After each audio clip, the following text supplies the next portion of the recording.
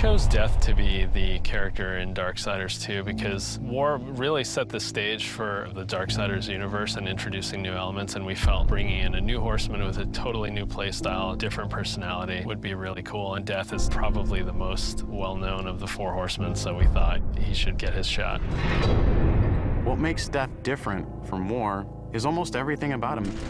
The way he expresses himself, the way he talks. I have an offer in mind. The way he handles business on the battlefield, and the way that he gets around. It's much more feral, more animal-like.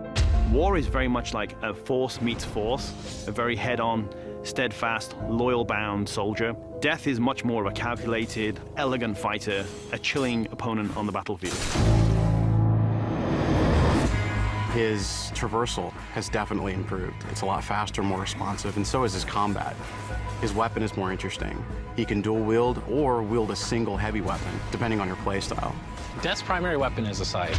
It's kind of a unique one. It's sort of a multi-purpose Swiss Army scythe, and he can use it with two different blades. He can attach it together to form the more traditional Reaper scythe. He can use it as a polearm. Of course, he doesn't stop that. He'll pretty much use any weapon that's made available. You can get big axes, you can get crazy cool claws, big iron fists, and he'll even shoot guns. I mean, he'll use anything that he can, really.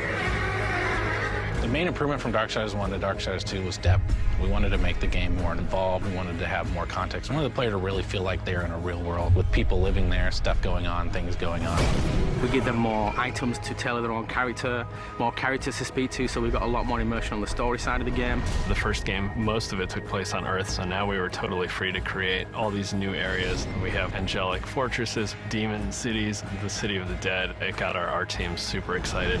On top of that, there's a lot of weapons and armor, and obviously the new character as well, Death. Death's the most feared, and he's one of the oldest horsemen in the fiction. They kind of look at him as a big brother. He's feared just because when he really gets down to business, he is the death dealer. That's sort of his thing. He wears his mask as an executioner's mask. That's his trade, that's his business. He takes people down.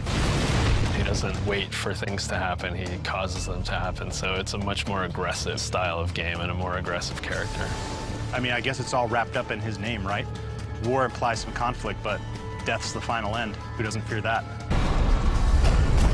A few words describe Death: cold and calculated. Agile, both in the way he fights and the way he deals with situations. My favorite word to describe Death is definitely arrogant.